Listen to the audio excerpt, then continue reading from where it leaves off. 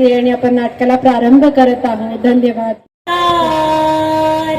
कानी कुंडल मोहून नमस्कार तिळाचे ते प्रज्वलनाचा कार्यक्रम संपन्न होत आहे. एकदा जोरदार टाळ्यांच्या गजरात आपण मान्यवरांचे स्वागत करू.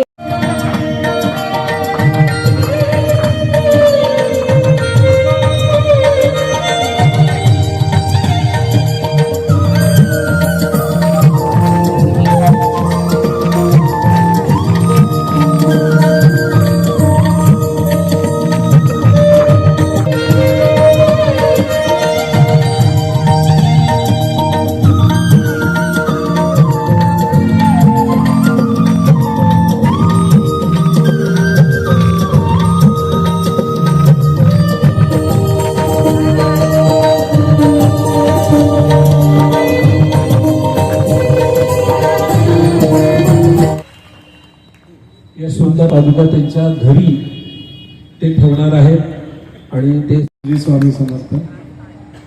बऱ्याच लोकांना माहिती मला बोलण्याची सवय नाही आहे, पण विशाल इतका उभं झाला म्हटलं थोडंसं क्लॅरिफिकेशन देणं आवश्यक आहे.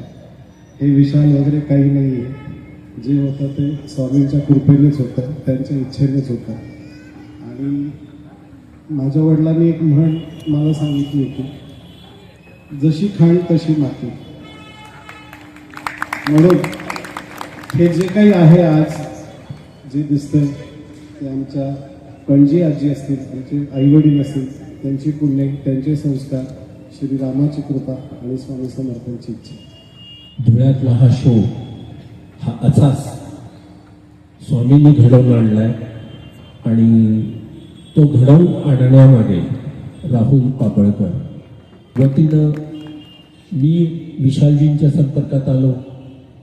विशालजींनी एकच शब्द दिला की हा आपण प्रयोग धुळ्यात करणार आहोत.